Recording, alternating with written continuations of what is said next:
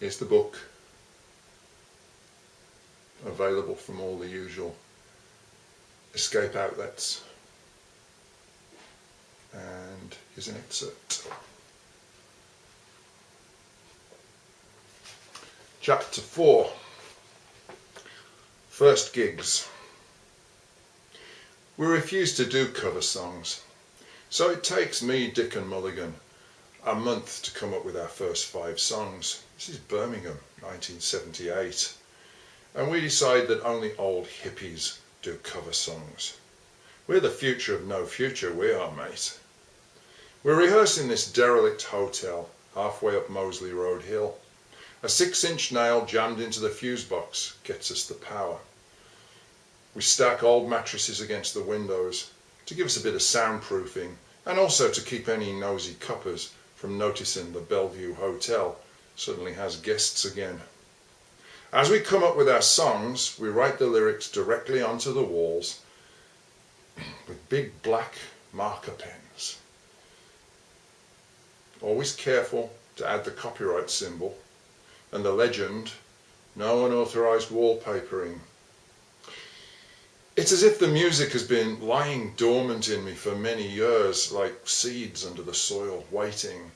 I suppose that makes Dick and Mulligan the fertilizer then. The air in that crumbling room doesn't smell of mould and mildew. It smells of promise, of the future. It crackles with excitement.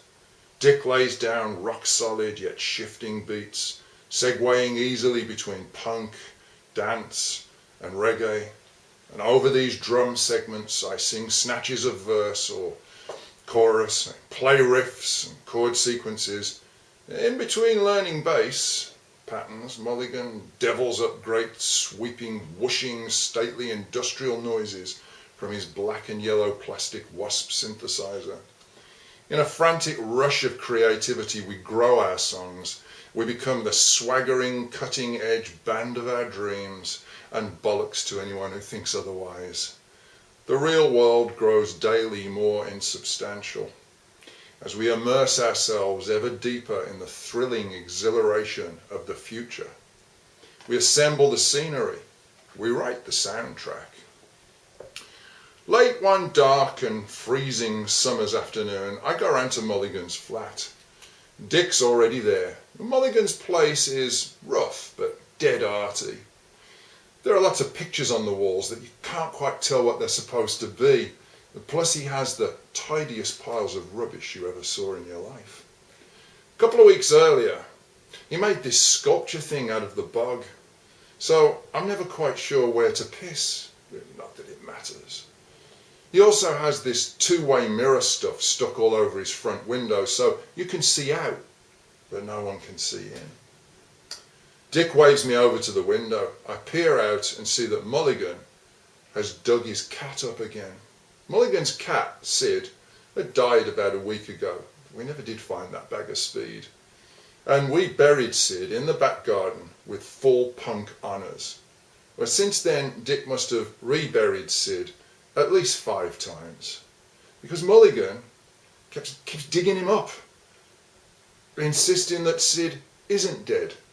They're just a bit under the weather, under the ground more like. So there's Sid's kitty corpse propped up on the front porch, and here comes the bloke from the DHSS to interview Mulligan about why he still doesn't have a job in this crumbling, jobless wreck of a country of ours. The shiny-shoed bastard finds Mulligan's bell and rings it.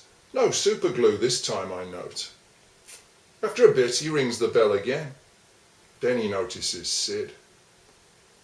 Now, any undertaker in town would have been proud of the job Mulligan has done. Sid almost looks alive.